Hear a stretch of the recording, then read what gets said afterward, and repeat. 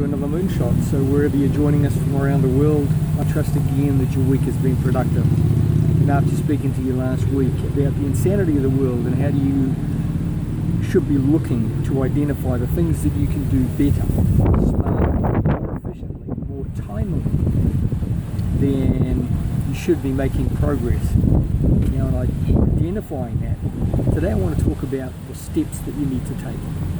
I'm just taking a break here on the Gold Coast. We're schoolies and we're at Crown Towers Resort, and I'm just sitting down reading Simon Sinek's second book, a sequel to Start With Why. And you've heard me refer to Simon's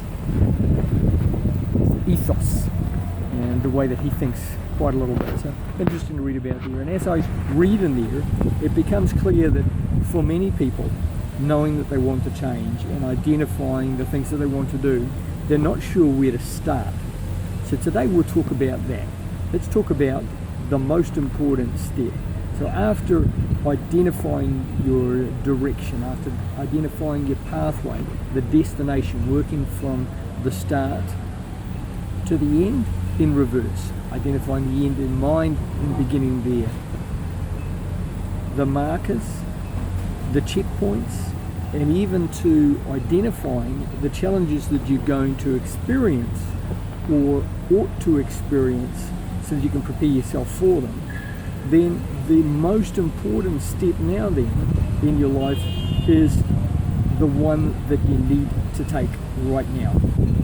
2 months ago I completed another Spartan race. So this is 14 kilometers of terrain through the bush, rivers, a number of different obstacles, over 30 obstacles in random formation and different points to stretch you. And though you might have an idea that they're coming up, is to push you outside and beyond your comfort zone to see how agile and able you are. And what I learned from that was that though you know the race is 40 kilometres and you're looking towards at the end and you're expecting something else coming up, the most important steps that you need to be taking are the 3 feet that's in front of you, because if you don't get through that, then you're not going to be able to even complete the course. So in life, in your career, in whatever things you're working on, don't reflect on the perspective that the things that you've tried in the past haven't worked, because it's possible that those things, though they were sound at the time, were just not the right way to complete the task that was in front of you.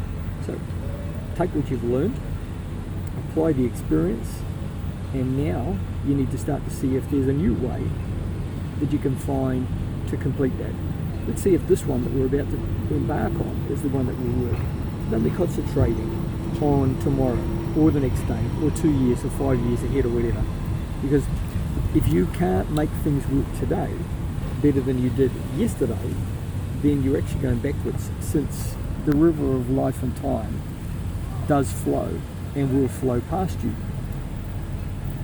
Believe, if you want, in yourself and in your ability to complete.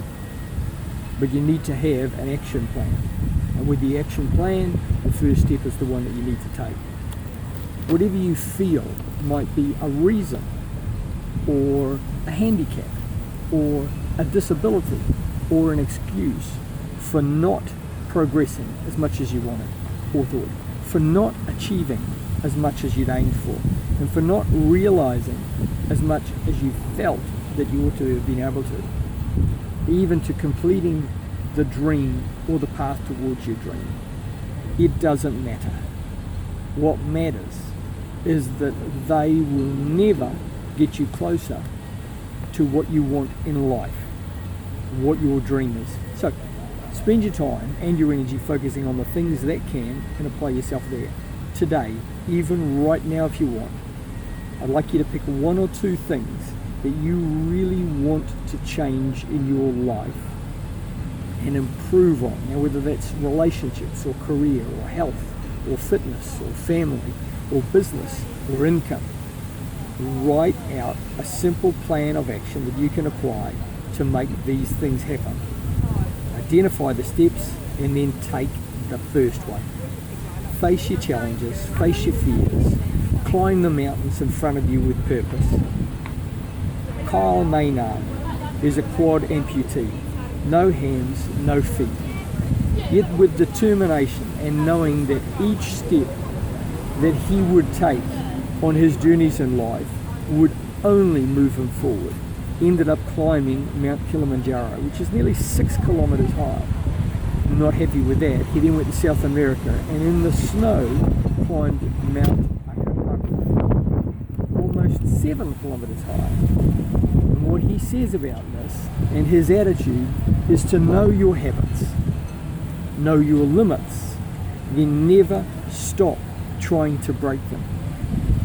Live, love and serve as you take the biggest step of your life, which is the one you need to take right now. Next week, I'll spend some time talking about surrendering. A little bit more from the armed forces, but how you surrender to win.